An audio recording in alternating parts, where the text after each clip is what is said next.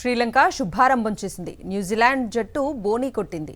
ఇంగ్లాండ్ను వణికించింది Nepal team. మొత్తంగా cricket fans Sunday full enjoy చేశారు.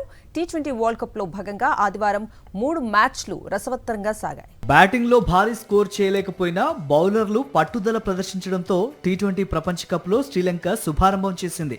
Group below భాగంగా సొంత గడ్డపై జరిగిన మ్యాచ్ లో ప్రపంచ మాజీ ఛాంపియన్ శ్రీలంక 20 పరుగుల తేడాతో ఐర్లాండ్ ను ఓడించింది. టాస్ ఓడి మొదట బ్యాటింగ్ కు దిగిన శ్రీలంక నిర్ణీత 20 ఓవర్లలో 6 వికెట్ల నష్టానికి 163 పరుగులు చేసింది. అనంతరం 19.5 ఓవర్లలో 143 పరుగులకు ఆలౌట్ అయింది ఐర్లాండ్. ఆల్రౌండ్ ప్రదర్శనతో ఆకట్టుకున్న న్యూజిలాండ్ జట్టు టీ20 ప్రపంచ కప్ లో బోనీ కొట్టింది. గ్రూప్ డిలో భాగంగా జరిగిన పోరులో 5 వికెట్ల తేడాతో ఆఫ్ఘనిస్తాన్ పై విజయం సాధించింది. టాస్ గెలిచి మొదట బ్యాటింగ్ ఎంచుకున్న ఆఫ్ఘనిస్తాన్ జట్టు నిర్ణీత 20 ఓవర్లలో 6 వికెట్ల నష్టానికి 182 పరుగులు చేసింది. న్యూజిలాండ్ బౌలర్లలో ఫెర్గుసన్ 2 వికెట్లు పడగొట్టాడు. అనంతరం లక్ష్య ఛేదనలో న్యూజిలాండ్ పెద్దగా కష్టపడాల్సిన అవసరం రాలేదు.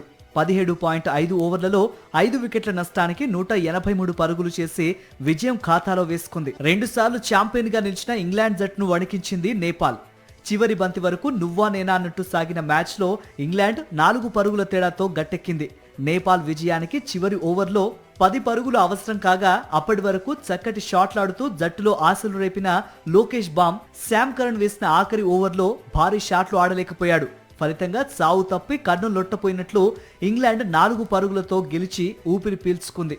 గ్రూప్ సిలో భాగంగా జరిగిన ఈ మ్యాచ్ లో టాస్ నెగ్గి బ్యాటింగ్ ఎంచుకున్న ఇంగ్లాండ్ నిర్ణీత 20 ఓవర్లలో 7 వికెట్ల నష్టానికి 184 పరుగులు చేసింది.